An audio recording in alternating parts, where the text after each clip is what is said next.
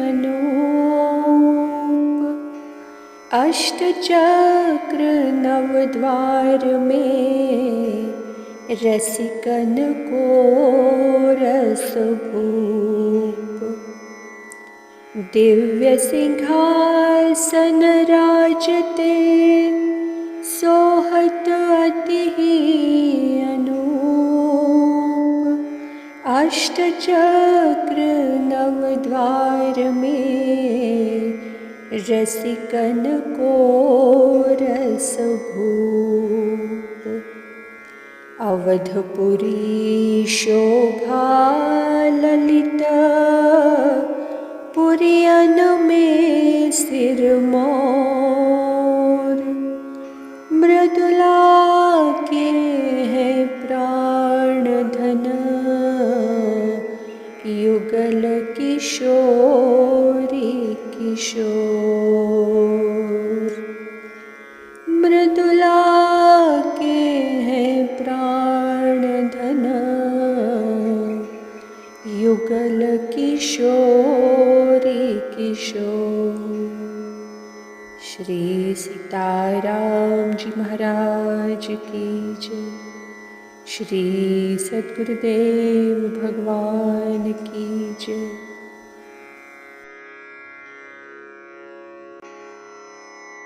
आइए हम और आप इस दिव्य चर्चा को श्रवण करते हैं।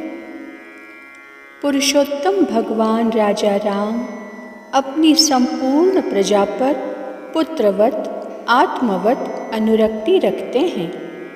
प्रजारंजन के लिए वे अपने प्रिय भ्राताओं एवं सीता जैसी अपनी प्राण वल्लभा संपत्ति, राज्य और अपनी आत्मा का भी त्याग करने में किंचित कष्ट का अनुभव किए बिना समुद्यत रहते हैं।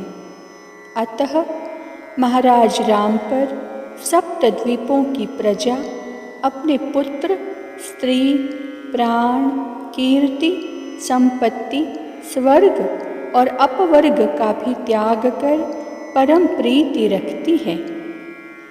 महाराज राम के दर्शन एवं उनके आज्ञानुवर्तन के अतिरिक्त अन्य कोई लाभ न समझकर उन्हीं में रीझे रहना प्रजा का सहज स्वभाव हो गया है।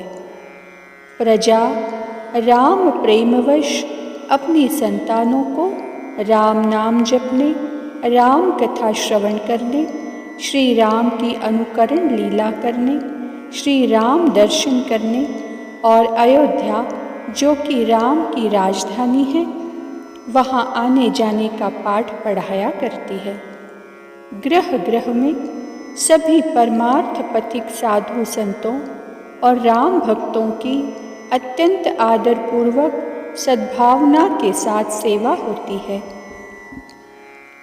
गृह गृह में इतिहासों और पुराणों की कथा नित्य नित्य हुआ करती है। श्री राम नाम संकीर्तन से सारा राम राज्य राममय हो गया है, जिससे गृह मेधियों को परम पुरुषार्थ की प्राप्ति में सहज सहायता संप्राप्त होती रहती है। स्थान स्थान पर गुरुकुल संचालित हैं, जहाँ हजारों हजारों ब्रह्मचारी ब्रह्मचर्य व्रत का पालन करते हुए ब्रह्म विद्या प्राप्त किया करते हैं। अस्तु सभी प्रजा भवरस से विरक्त और आत्मा परमात्मा में अनुरक्त रहने की स्वभाव वाली हैं। अतएव आनंद आनंद आनंद। हे प्रभो, श्री राम राज्य में त्रिकरण अधर्म का नाश हो गया है।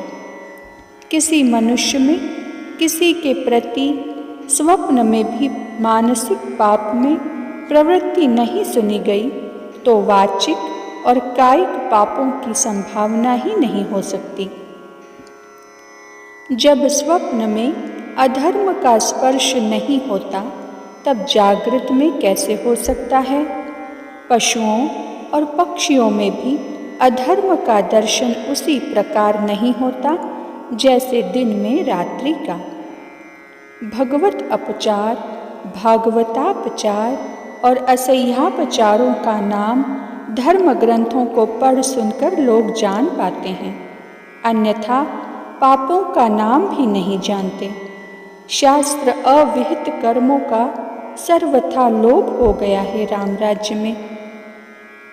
आसुरी संपत्ति से सप्तद्वीपवती पृथ्वी विहीन है, अस्तु राम राज्य के चराचर जीव दैवी संपत्ति से संपन्न हैं, अस्तु आनंद आनंद आनंद। हे जगत सृष्टा, श्री राम जी के धर्ममय राज्य में काल की कलना भी पंगु ही रहती है। प्रभु, अकाल में किसी की मृत्यु नहीं होती। पिता को पुत्र का श्राद्ध करने का अवसर कभी स्वप्न में भी नहीं आता। स्त्रियां सदा सधवा रहती हैं। हाँ, रणभूमि में क्षात्र धर्म निष्णात पति के वीर गति प्राप्त करने के पश्चात उसकी स्त्री पति भक्ति को पुरस्सर करके पति के साथ सती हो जाती है, जिससे वह तत्काल पतिलोक को प्राप्त कर लेती है। सभी ऋतुओं में सभी ऋतु के फूल फल श्री राम जी की सेवा समझकर प्रदान करने के लिए सभी वृक्ष असमय में भी फूलते फलते रहते हैं। सभी भूरूह वृंद रस स्त्राव कर जनता जनार्दन की सेवा करने के लिए सर्व समय समुत्सुक बने रहते हैं। श्री राम राज्य में हिंसक जंतुओं से किसी को पीड़ा नहीं प्राप्त होती। पशु पक्षी भी सहज परस्पर द्वेष को त्याग कर काल, स्वभाव, कर्म और गुण दोषों के शीश पर पैर रखकर सुखमय जीवन व्यतीत कर रहे हैं। महाराज, सच पूछें तो राम राज्य में युगातीत की स्थिति पद पद में दर्शन करने के लिए संप्राप्त होती है, अस्तु आनंद आनंद। हे जगत पिता, राम राज्य की कथा सर्वभावेन अलौकिक है। अहो, पंचभूत यानी पृथ्वी, आप, तेज, वायु और आकाश परब्रह्म पुरुषोत्तम भगवान श्री राम के राज्य में प्रजा वर्ग का कैंकर्य करते हैं, उसके प्रतिकूल आचरण नहीं करते, सदा सानुकूल रहकर अपनी चेष्टाओं से जन जन को सुखी किए रहते हैं, क्योंकि जन मनोरंजन राजा राम की रजाए सबको शिरोधार्य है। आज की चर्चा को वाणी यहीं विराम देती है। श्री सद्गुरुदेव भगवान की जय।